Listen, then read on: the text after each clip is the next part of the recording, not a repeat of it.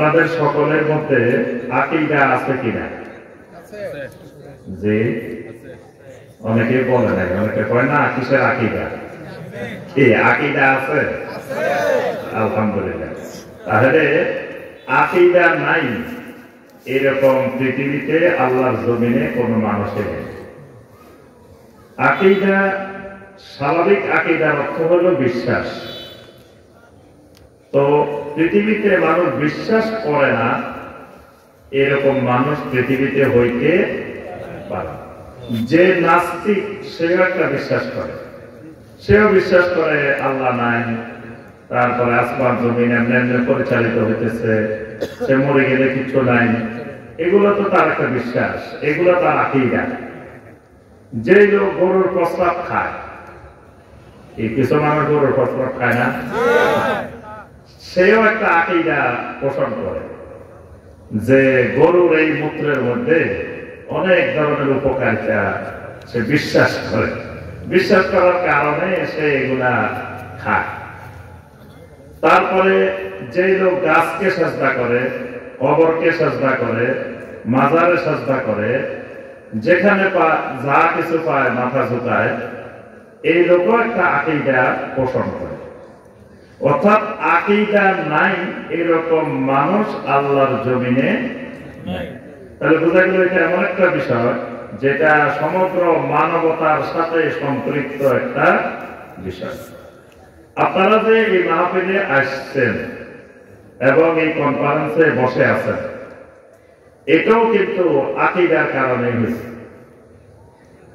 প্রথমে আপনাকে বিশ্বাস করতে হয়েছে যে এই সালাফি কনফারেন্সে গেলে আমার কিছু না কিছু উপকার হতে পারে, আমার ইলমের উন্নতি হবে, ঈমানের উন্নতি হবে।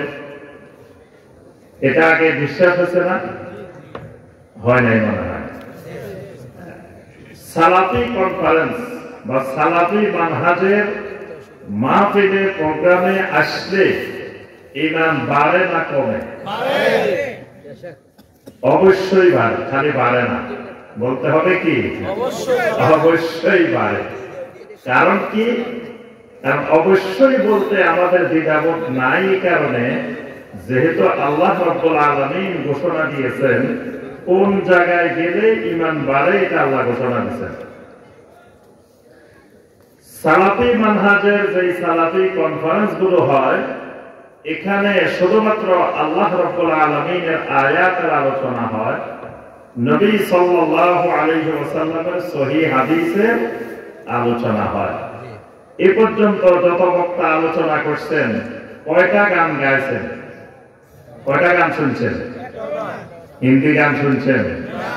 হিন্দি গানের বাংলা সুরে, বাংলা পদ্ধতিতে আজকের ওয়াজ মাহফিলে কত রঙের গান, এক এক বক্তার গানের পর গান। ওয়াজের ময়দান নাম হয়েছে তাফসীরুল কোরআন মাহফিল, আর বক্তা খালি কি করে? গান গান। সালাফি মানহাজের কনফারেন্সে এরকম কোন বক্তা এরকম গান গায়। তারপরে দেখবেন বিভিন্ন স্বপ্নের কিচ্ছা কাহিনী। এক বুজুর্গ স্বপ্নে দেখেছেন যে এই হইতেছে, এই হইতেছে, পরে সকালবেলা দেখে এরকম এরকম হয়েছে। তারপরে রাত্রে তাহাজ্জুদের সময় চলে গেছে আফ্রিকার জঙ্গলে, ফজরের আগে আবার চলে এসছে। ফজরের সালাত উনি প্রতিদিন মক্কা মুকাররমা যায় পড়েন, হারামের জামাতে পড়েন, আবার ইশরাকের আগে উনি বাংলাদেশে চলে আসেন। তারপরে জেদ্দাতে পাসপোর্ট হারে ফেলছে, ভিসা হারে ফেলছে, কেমনে বাংলাদেশে একবার চিন্তায় পেরেশান। আল্লাহর ওলি বলছেন চোখ বন্ধ করো, চোখ খুলে দেখে বরিশাল। এই যে স্বপ্ন, তারপরে বিভিন্ন ধরনের আজগুবি কিচ্ছা কাহিনী, এগুলাকে বলা হয় হিকায়াত ওয়া মানামাত। সালাফি কনফারেন্সের কোন মাহফিলে এই হিকায়াত মানামাত এগুলোর অস্তিত্ব নাই। তাহলে এখানে কি হয়? নিরব শুধুমাত্র কোরআনে কারীম এবং নবী সাল্লাল্লাহু আলাইহি ওয়াসাল্লামের সহিহ হাদিসের আলোচনা হয়। আর আল্লাহ রাব্বুল আলামিন সূরা আল-আনফালের 2 নম্বর আয়াতে কারিমায় ঘোষণা দিয়েছেন ইন্নামাল মুমিনুনা আল্লাযীনা ইযা যুকিরাল্লাহু ওয়াজিলাত কুলুবুহুম ওয়া ইযা তুলিয়াত আলাইহিম আয়াতুহু যাদাতুহুম ঈমানা। সুবহানাল্লাহ।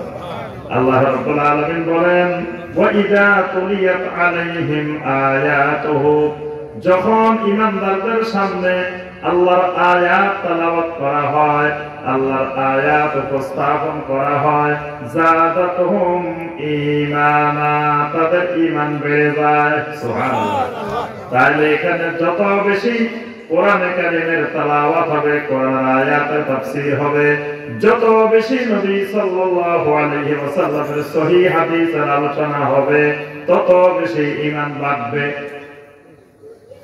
এই কারণে সালাফি কনফারেন্স গুলা ঈমান বাড়ার কনফারেন্স, আর অন্যান্য গুলা যেগুলোর মধ্যে এই নীতিমালা ফলো করা হয় না, সেগুলো ঈমান কমার কনফারেন্স, সেগুলো ঈমান বাড়ার কনফারেন্স নয়। তাহলে এই কনফারেন্সে আসার আগে আমার আপনার ভিতরে একটা আকীদার জন্ম হয়েছে, বিশ্বাসের জন্ম হয়েছে। সেই বিশ্বাস আমাকে অনেক গুরুত্বপূর্ণ কাজ ছিল আমাদের এক একজনের এই সময়ের মধ্যে, সব কাজগুলোকে রেখে একটা সময় নিয়ে আমি এই কনফারেন্স পর্যন্ত উপস্থিত হয়েছি। এটা একমাত্র আকীদার কারণে সম্ভব হয়েছে। এই কনফারেন্সের আশেপাশে ধরুন হাতে আসলে 5 মিনিট লাগে, এইরকম কত মানুষও আসে নাই। যিনি আসে নাই উনিও আকীদার কারণে আসে নাই। তাকে আসতে যে জিনিস বাধা দিছে সেটাও কি আকীদা। আর অনেকে একবারে সে ব্রাহ্মণবাড়িয়া জেলা থেকে, কসবা থেকে, আরো দূর থেকে আসতেন, বাঞ্ছারামপুর থেকে আসতেন, আরো বিভিন্ন জায়গা থেকে আসতেন, তাকে যে জিনিস নিয়ে আসতে সেই জিনিসের নামও আকীদা। তাহলে বোঝা গেল সারা দুনিয়ার সমগ্র মানবতা যেই জিনিসের মাধ্যমে পরিচালিত হয় সেটার নাম আকীদা। তাহলে বোঝা যায় আকীদার সাথে সমগ্র মানবতার সম্পর্কিত একটা বিষয়। এবার আসেন